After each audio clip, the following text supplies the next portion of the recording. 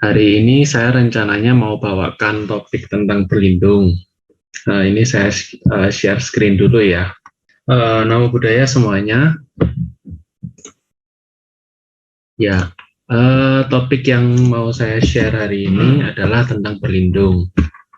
Jadi kemarin ketika dikontak oleh saudara Niko untuk berbagi, saya sempat cari-cari kira-kira topik apa ya yang uh, yang kurang lebih siapa tahu bisa bermanfaat untuk teman-teman sekalian. Terus saya ketemu dengan kutipan ini ceritanya. Jadi ada kutipan dari Wela Makasutta, itu kurang lebih ceritanya ada Bodhisattva Wela Maka, dia sedang mau berbuat dana. Lalu dari sana diceritakan bobot dari masing-masing dana itu. Jadi kalau misalnya ya kurang lebih lah ini kalau misalnya kita lihat urutannya mulai dari yang lebih ringan, lalu beranjak ke dana yang lebih besar, lebih besar, lebih besar, dan lebih besar lagi. Jadi mulai dari memberikan dana di 4 penjuru, lalu ternyata di atas itu lebih besar manfaatnya lagi adalah kalau kita memberikan dana makan sekali ke Sakadagami, ke Sotapana, lalu lebih besar lagi ke Sakadagami, demikian seterusnya hingga lebih besar lagi ke Samyak Sambuddha. Lebih besar dari Samyak Sambuddha adalah bila kita memberi dana makan kepada komunitas Sangha, dan lebih besar lagi bila kita bisa memberikan Jatuh Disa Sangika Wihara Dana. Ini merupakan dana materi yang tertinggi. Jadi lebih dari itu semua, kita bisa memperoleh dana yang kita bisa memperoleh jasa kebajikan yang lebih besar lagi, semisal kita bisa melakukan bertisarana. Jadi kalau misalnya kita lihat di sini, tisarana itu menurut saya kok ini ya besar sekali manfaatnya dan jasa kebajikan yang dihasilkan. Bahkan dia kalau di sutta ini disebutkan dia itu urutannya nomor 4 terbesar setelah melakukan Vipassana Bhavana, Samatha Bhavana, dan menjalankan Pancasila Buddhis. Jadi setelah melihat hal ini sebenarnya ya saya jadi berpikir kok bisa sih sebenarnya tisarana itu bisa membawa manfaat yang besar sekali. Itu jadi kok bisa semula sih saya pikir kalau misalnya kita bisa bertemu dengan Sama Sambuddha langsung terus berdana kepada beliau itu sangat besar sekali. Tapi di zaman di mana Buddha telah menampilkan aspek parinirwana, ternyata kita bisa melakukan jasa kebajikan yang bahkan lebih besar dibandingkan kalau kita bertemu langsung dengan Buddha dan berdana makanan kepada Samyak Sambuddha sendiri. Gitu. Jadi setelah saya review beberapa sumber bacaan dan berdiskusi dengan beberapa rekan-rekan dan teman-teman dari komunitas, ternyata ada kalau misalnya saya simpulkan, ya ini disimpulkan oleh beberapa teks klasik ya, dari berlindung itu kita bisa mendapatkan 8 manfaat yang sungguh besar. Jadi secara singkat itu kita bisa nomor 1 kita bisa menjadi Buddhis, lalu karena kita bisa menjadi Buddhis, kita baru bisa menjalankan sila dan mendapatkan manfaat dari semua sila. Jadi mulai dari Pancasila, lalu mulai dari Winaya Biksu, semua juga termasuk nantinya kalau misalnya kita mau mengambil ikrar Bodhisattva, itu semua landasannya adalah dari sila ini, dari berlindung ini. Lalu karena kita bisa mengambil sila, nantinya karma negatif itu dapat dipurifikasi dengan mudah, karma baik dapat dihimpun dengan cepat sekali, dan tidak ada yang bisa menyakiti kita, baik manusia maupun bukan manusia. Jadi bukan manusia ini maksudnya yang baik dalam bentuk dewa ataupun makhluk halus ya, terhindar dari alam rendah, semua tujuan kita dicapai dan kita dapat dengan cepat mencapai kebudaan.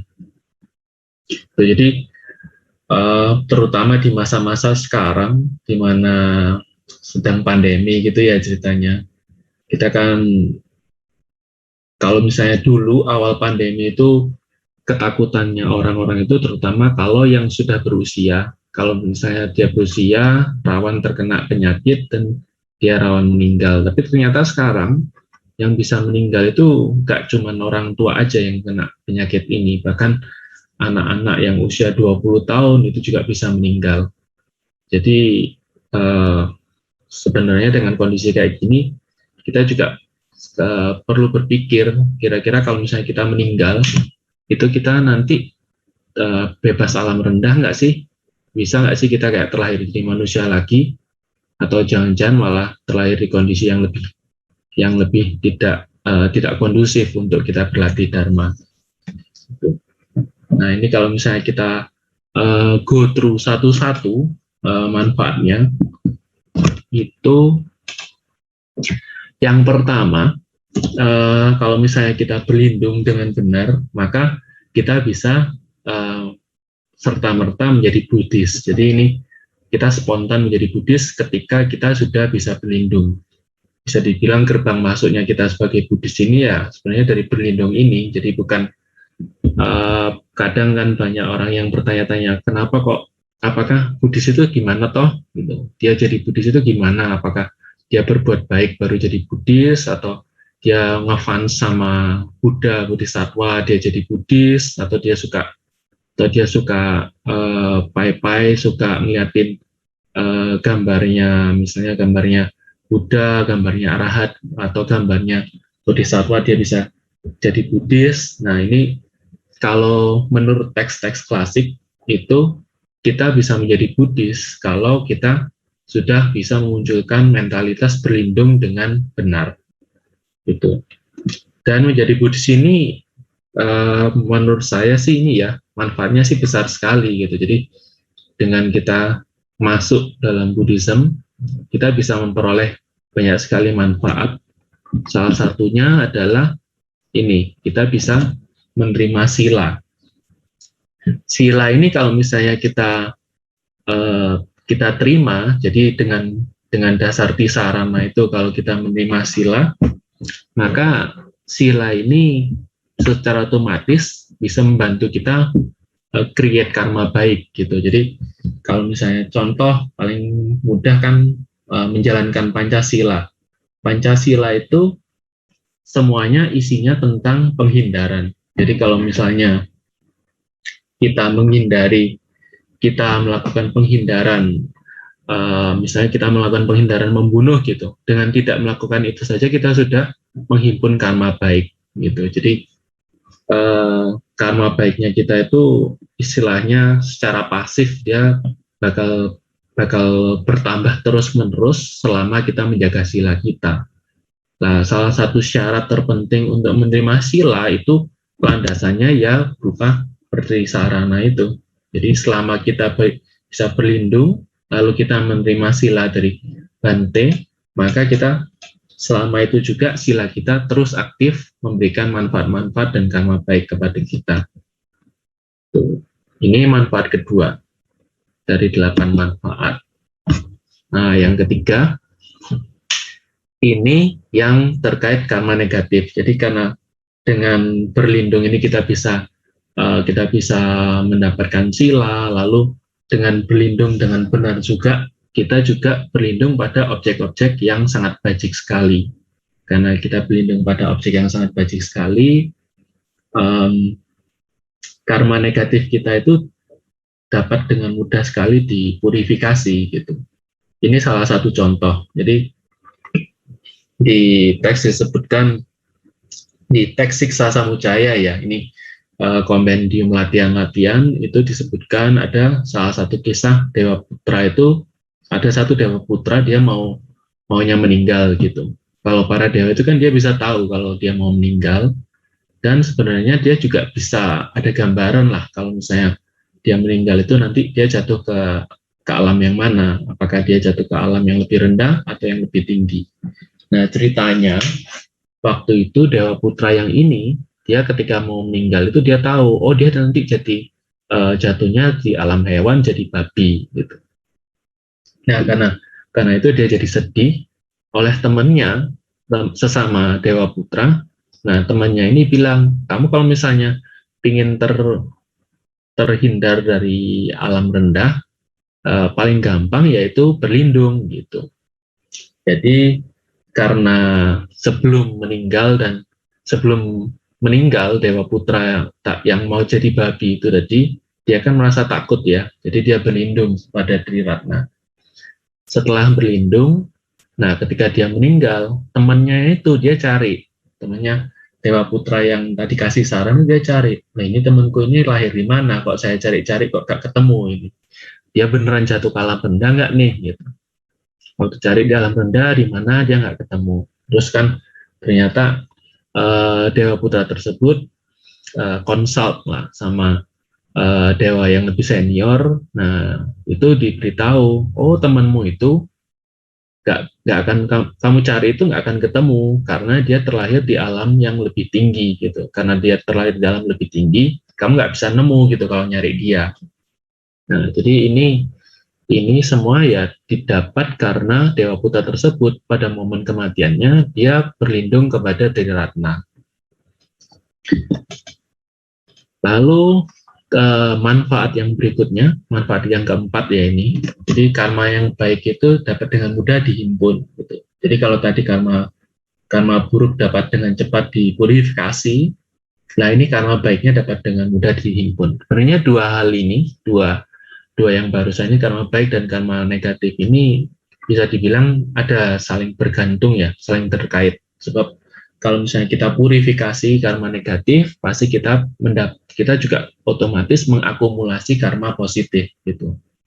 Nah, contohnya kan yang kita sering dengar itu Dewa Data, ketika dia melakukan Garuga Kama, tepat sebelum dia mau jatuh ke neraka Awici, dia kan merasa ngeri dan takut gitu ya. Nah, pada saat itu beliau memunculkan keyakinan yang besar pada Triratna dan beliau berlindung sebelum beliau terjatuh disebabkan oleh karma kebajikan yang beliau lakukan tersebut sebelum masuk ke neraka Awici, dia akan terlahir sebagai Paceka Buddha langsung setelah beliau terlepas dari Awici itu tadi gitu. Jadi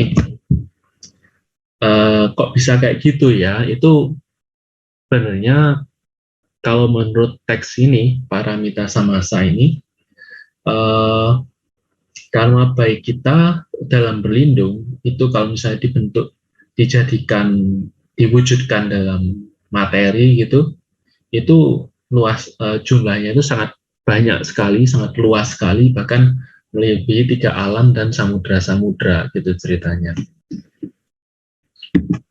Nah, berikutnya karena fitur-fitur tadi, manfaat-manfaat lain adalah kita bisa terhindar dari alam rendah ini. Ini sudah dengan berlindung aja kita bisa terhindar dari alam rendah, dijamin pada next life kita, kehidupan berikutnya kita bisa terlahir minimal itu sebagai manusia. Jadi kalau misalnya kita sekarang sebagai manusia, terus kita berlindung, maka next life kita minimal akan jadi manusia. Kalau misalnya kita beraspirasi jadi dewa, atau kita beraspirasi jadi Brahma, itu sangat mudah sekali kita capai dengan berlindung ini gitu. Dan juga kita nggak akan bisa disakiti manusia dan non manusia gitu. Ini logiknya itu bisa tercapai semisal kita menjalankan disiplin-disiplin terkait perlindungan kita. Makanya bisa dibilang syarat dan ketentuannya berlaku lah ya gitu. Terus pencapaian kita mudah diraih.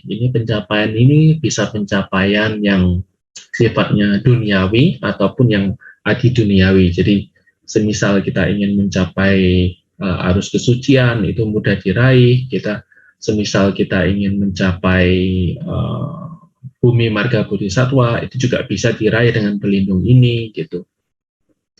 Semisal kita ingin merampungkan aktivitas-aktivitas keseharian kita gitu, itu kita juga bisa dengan mudah meraihnya bila kita rutin berlindung. Idealnya, semisal kita mau memulai aktivitas, itu kita mulai dengan berlindung. Jadi bukan cuma di wihara aja kita mau mulai kebaktian kita berlindung, mau dengarkan dharma kita berlindung, tapi juga di keseharian kita mau bekerja, kita juga mulai dengan berlindung, kita mau makan itu kita juga mulai dengan berlindung. Dengan gitu kita dikondisikan supaya aspirasi kita dapat dengan mudah dicapai. Nah, kalau misalnya semuanya ini dapat dengan mudah dicapai dan kita karma negatifnya kita itu dengan cepat dipurifikasi, maka kita mau jadi Buddha itu sebenarnya mudah sekali gitu. Jauh lebih mudah dibandingkan kalau kita tidak berlindung gitu. Jadi bahkan kalau kita tidak berlindung, kita sudah tidak mungkin jadi Buddha kan, karena kita tidak bisa memasuki gerbang Buddhis, kita juga tidak bisa sila kita juga patah, kita juga tidak akan pernah bisa mengumpulkan parami gitu. Nah, jadi kalau misalnya dilihat dari manfaat-manfaatnya ini, sebenarnya kan berlindung ini buat kita kok, terutama di masa-masa yang kurang menentu seperti ini ya, itu saya rasa kok penting sekali, dan sebisa mungkin dengan cara yang mudah sekali kan ini berlindung, kita sudah bisa mendapatkan banyak sekali manfaat yang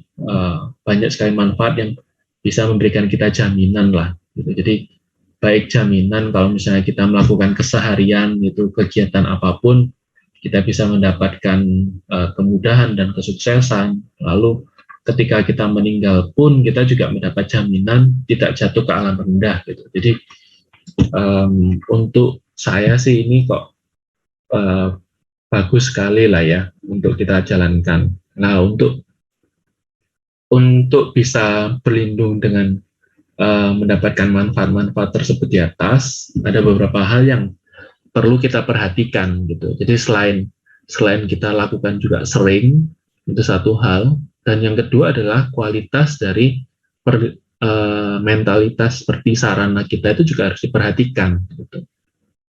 Nah, mentalitasnya itu mentalitas seperti apa itu yang harus dimunculkan. Nah, kurang lebih mentalitasnya itu adalah satu, terkait kita harus bisa memunculkan perasaan takut terhadap samsara ini. Mulai dari yang paling kasar adalah kita takut terhadap alam rendah gitu ya. Jadi contohnya seperti Dewa Putra yang kita tadi bahas tadi, yang dia mau jatuh ke alam hewan jadi babi dengan berlindung dan takut terhadap alam rendah itu, maka dia berlindung dengan sungguh-sungguh dan dia terlahir di alam yang lebih tinggi gitu. Nah, yang lebih subtil lagi, yang lebih halus itu kita tidak cuma takut terhadap alam rendah saja gitu. Jadi kita juga takut samsara secara umum gitu. Jadi ini dibilang lebih subtil karena pemahamannya harusnya lebih ada tambahan pemahaman lagi gitu, karena sekalipun di alam tinggi kita tahu bahwa kita tidak terhindar dari duka. Jadi ada berbagai jenis duka itu selama kita di samsara, mau kita di alam manusia, mau kita di alam dewa, mau kita di alam Brahma, kita selalu tidak pernah terlepas dari yang namanya duka itu. Dan yang lebih subtil lagi adalah kita juga merasa takut dan ngeri terhadap kedamaian ekstrim nirwana residual atau nirwana arahat. Nah, perasaan takut ini penting ini untuk dimunculkan, sebab tanpa perasaan takut ini kita mau berlindung itu juga susah juga ya, sebab tujuan untuk berlindung ini kan karena kita takut. Nah, kalau misalnya kita nggak takut, ya perlindungannya juga nggak akan sekuat bila kita memiliki perasaan takut terhadap hal-hal tersebut. Gitu. Nah, itu satu hal. Jadi kita harus memunculkan perasaan takut dan ngeri. Nah, komponen yang kedua adalah kita harus memiliki keyakinan terhadap Tiratana. Jadi tiga permata ini, Buddha, Dhamma, dan Sangha, kita harus beneran yakin ke mereka gitu. Sebab kalau kita cuma takut tapi kita tidak yakin terhadap Tirata, maka bisa-bisa kita melakukan perlindungan ke hal-hal yang lain gitu. Misalnya ke dewa-dewa duniawi, misalnya ke hal-hal yang bahkan tidak, yang sebenarnya nggak bisa memberikan kita perlindungan gitu. Nah, keyakinan terhadap Tiratana ini bagi beberapa orang ada yang ketika mereka mendengar Tiratana, mereka sudah memiliki keyakinan. Nah, itu berarti kan karma lampau mereka ini karma lampau yang bajik dan mereka sudah punya modal awal. Tapi bagi orang yang biasa-biasa aja, nah keyakinan ini perlu dipupuk, perlu dikembangkan dengan cara mengenali kualitas-kualitas dari objek-objek tersebut gitu. Jadi masing-masing objek kita harus bisa kenali. Nah, siapa sih Buddha Ratana itu, siapa sih Dhamma Ratana itu, dan siapa sih Sangha Ratana itu, dan kenapa kok kita berlindung ke mereka. Nah, itu dengan adanya pemahaman itu, berarti kan panna kita kan meningkat. Nah, karena adanya kebijaksanaan yang meningkat, maka mentalitas kita dalam berlindung dan juga karma baik yang kita akumulasikan itu akan jauh lebih besar. Gitu. Nah, ini untuk mengenali objeknya, seperti tadi itu ada tiga objek ya, Buddha, Dhamma, dan Sangha. Nah, kalau yang dari Buddha, salah satu cara yang paling mudah sekali untuk memunculkan keyakinan, itu kita harus memahami dari kualitas-kualitas tubuh, ucapan, pikiran, dan aktivitas dari Buddha. Gitu. Jadi, kalau misalnya dari tubuh, itu kita harus kenali, kita harus sebisa mungkin paham gimana tubuh Buddha itu seperti apa gitu. Jadi mulai dari 112 ciri dan tanda, lalu tujuannya apa sih kok Buddha memiliki tubuh dengan 112 ciri dan tanda tersebut, terus manfaatnya kepada kita itu apa gitu. Jadi bagaimana dari masing-masing ciri itu membutuhkan karma baik yang sangat besar sekali, bagaimana Buddha mengakumulasikan karma-karma kebajikan tersebut untuk membentuk nirmanakaya mulia beliau, dan bahwa nirmanakaya mulia beliau tersebut terus-menerus memberikan manfaat kepada makhluk hidup, kepada semua bunda makhluk gitu ya. Dan juga lalu berikutnya terkait ucapan beliau, di mana ucapan beliau ini selalu merdu dan dia selalu menyesuaikan dengan pendengarnya gitu. Jadi bila ada 100 orang yang dengar Dhamma Desana dari Buddha, maka 100 orang tersebut akan mendengarkan Dhamma sesuai dengan kapasitas mereka, sesuai dengan kebutuhan yang mereka terima waktu itu gitu. Jadi semisal tadi kita ada bahas 3 kengerian gitu. Ada orang yang dia itu ngeri terhadap alam rendah. Oh, dia tidak mau jatuh ke alam hewan, dia tidak mau jatuh ke alam neraka.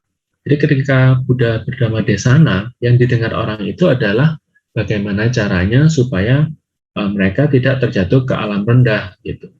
Tetapi bagi umat-umat yang menginginkan terlahir terbebas dari samsara ini, maka Dhamma Desana Buddha itu juga menyesuaikan kualitas suara dan ucapan dari Buddha itu juga membabarkan dhamma-dhamma yang membimbing mereka bebas dari samsara gitu. Lalu juga batin Buddha yang maha tahu dan selalu dipenuhi oleh maitri karuna, dan juga aktivitas-aktivitas para Buddha yang selalu membawa manfaat bagi semua makhluk tanpa terkecuali gitu. Ini nanti secara rutin kita renungkan, kita amati untuk memunculkan keyakinan kita terhadap objek perlindungan Buddha Ratana. Lalu Dhammaratana, kita juga perlu tahu Dhammaratana itu yang seperti apa, lingkupnya, batasannya seperti apa. Nah, Dhammaratana di sini bisa meliputi dharma scriptural dan dharma realisasi. Jadi mulai dari dharma-dharma yang berupa tulisan ataupun sutta dan tipitaka, dan juga realisasi-realisasi dari yang muncul dari tulisan-tulisan dan tipitaka tersebut. Gitu. Dalam hari ini terutama terkait oleh kebenaran Arya yang ketiga, yaitu penghentian duka, karena intinya bagaimana supaya dhamma itu bisa membawa manfaat kepada kita adalah ya di sini. Bagaimana caranya supaya kita bisa lepas dari duka itu sendiri gitu. Lalu untuk sangha ini terutama adalah kita berlindung kepada Arya Sangha atau sangha yang sudah memasuki bumi dan marga. Itu dari tiga objek ini kita familiarisasi, lalu kita renungkan bagaimana mereka bisa membawa manfaat ke kita, dan kita renungkan juga kenapa kok kita harus berlindung kepada mereka, dan gitu kita mentalitas berlindung kita akan menjadi lebih kuat dan lebih membawa manfaat yang lebih besar. Jadi istilahnya kita bakal lebih cun gitulah kalau misalnya kita mau berlindung gitu ya. Nah, jadi berlindung itu seperti tadi untuk dia bisa bekerja maksimal kan ada syarat dan ketentuannya. Tadi yaitu kita sudah sebutkan ya, kita harus memiliki kengerian terhadap alam rendah, kengerian terhadap samsara, kengerian terhadap nirwana arahat. Nah, juga kita harus memiliki keyakinan yang kuat terhadap kita harus memiliki keyakinan yang kuat terhadap masing-masing objeknya gitu. Nah, tolak ukur seberapa kuatnya kita itu, kalau misalnya mau diukur berlindungnya kita ini sudah benar nggak sih, sudah kuat nggak sih. Nah, ini ada 4 hal yang bisa kita jadikan tolak ukur. Jadi 1, apakah kita sudah mempelajari setiap aspek dari Triratna itu. Ya, aspeknya itu berupa apa aja objeknya tadi, 3 itu tadi, kualitasnya itu bagaimana, lalu bagaimana mereka bekerja, dan bagaimana ceritanya dengan kita berlindung itu kita bisa mendapatkan manfaat-manfaatnya gitu. Lalu kita juga mempelajari perbedaan dari tiap-tiap ratana tadi. Jadi secara spesifik kita mengenali mereka satu persatu, masing-masing ratana. Dan juga setelah kita mempelajari dan kita mengenali masing-masing itu, semakin kita yakin terhadap mereka, maka semakin besar pula semakin berkualitas juga mentalitas pelindung yang bisa kita munculkan gitu. Hingga nanti pada akhirnya kita sudah memiliki keyakinan yang lengkap, keyakinan yang bulat bahwa kalau misalnya kita ingin bebas dari samsara ini, kita ingin bebas dari alam rendah ini, satu-satunya objek yang bisa kita andalkan itu adalah Tiratana itu sendiri gitu. Tidak ada lagi objek-objek lain yang kualitasnya seperti Tiratana itu. Jadi kita juga tidak ada keterdesakan lagi untuk cari-cari perlindungan di hal-hal lain yang masih dalam samsara. Jadi kita bahkan nggak akan kepikiran untuk berlindung pada dewa-dewa samsarik misalnya, atau pada para naga, atau atau para makhluk halus itu sudah nggak akan terpikir sama sekali gitu. Yaitu gimana caranya? Ya didapatkan dari mempelajari dan memperkuat keyakinan kita terhadap objek-objek tiratana itu sendiri. Nah, itu tadi terkait tiratan perlindungannya itu bagaimana. Nah, ini untuk lebih memudahkan, untuk lebih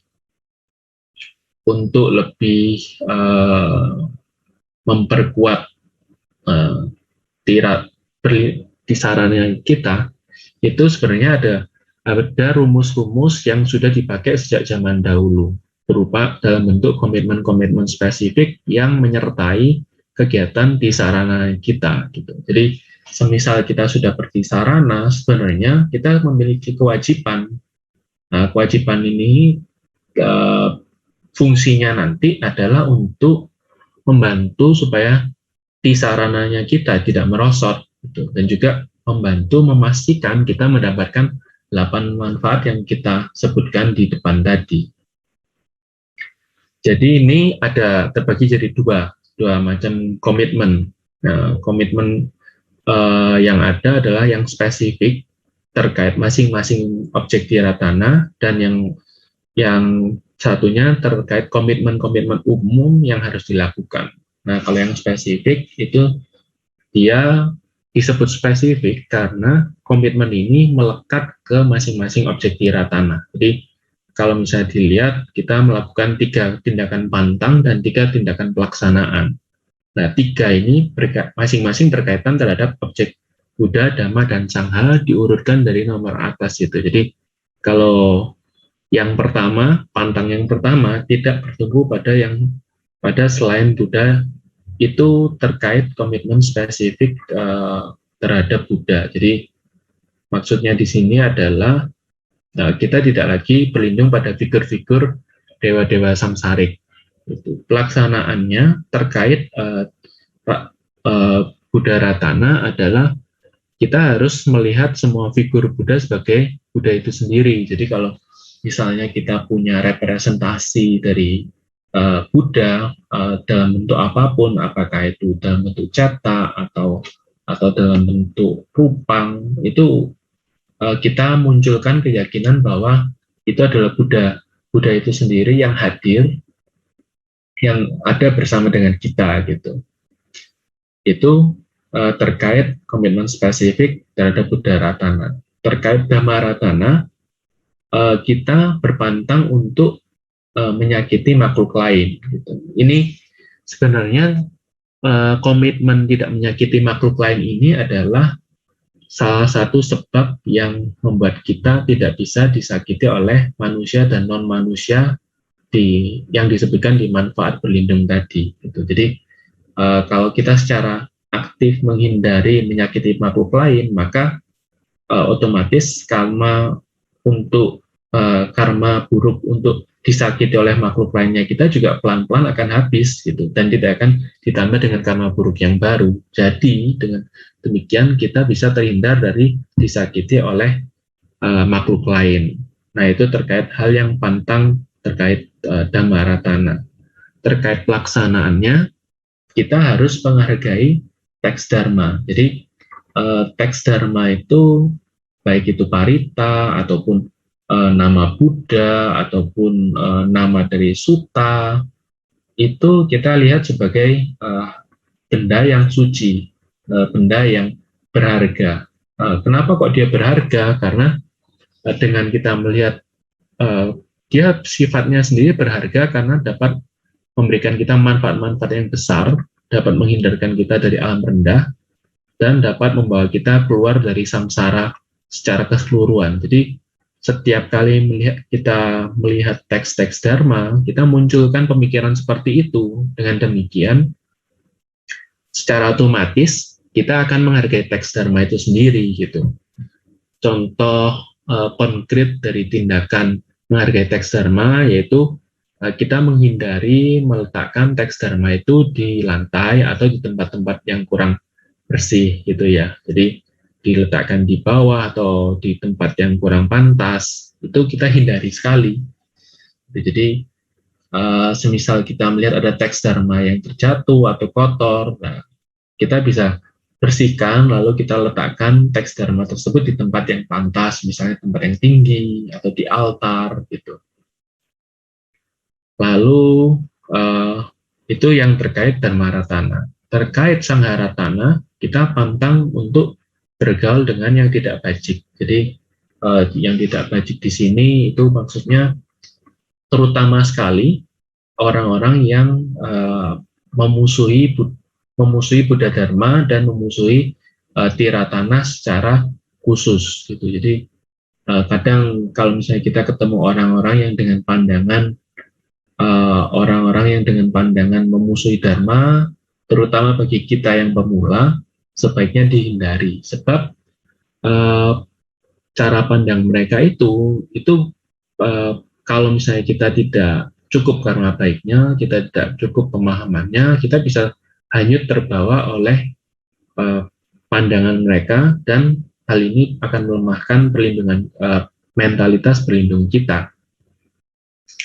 Lalu terkait pelaksanaan terhadap komitmen pelaksanaan terhadap Sangharatana, kita harus menghormati figur berjubah. Jadi maksudnya ini adalah jubah saffron itu ya. Jadi jubah biku itu, siapapun yang menggunakan jubah biku itu, baik sekalipun dia tidak memegang winaya, atau apalagi kalau memegang winaya sudah jelas-jelas harus kita hormati ya. Kalaupun dia tidak memegang winaya, kalaupun dia itu istilahnya biksu yang abal-abal misalnya ya, yang kadang kita ketemu di jalan, sebenarnya dia mau meminta-minta tapi kebetulan aja pakai jubah biksu gitu, itu tetap harus kita hormati gitu. Jadi yang kita lihat ini bukan lagi kualitas orangnya, tetapi kualitas yang diwakil oleh jubah itu sendiri gitu. Nah itu hal-hal itu bila kita hindari dari praktik pantang, dan juga kita laksanakan dari komitmen pelaksanaan ini, bisa secara aktif memperkuat perlindungan kita lintas kehidupan. Jadi bukan cuma di kehidupan ini aja, di kehidupan berikutnya bila kita rutin menjaga ini, terus kita tertib dan disiplin menjaga ini, maka kedisiplinan tersebut, penjalanan komitmen tersebut akan membuat kita memiliki karma baik untuk bertemu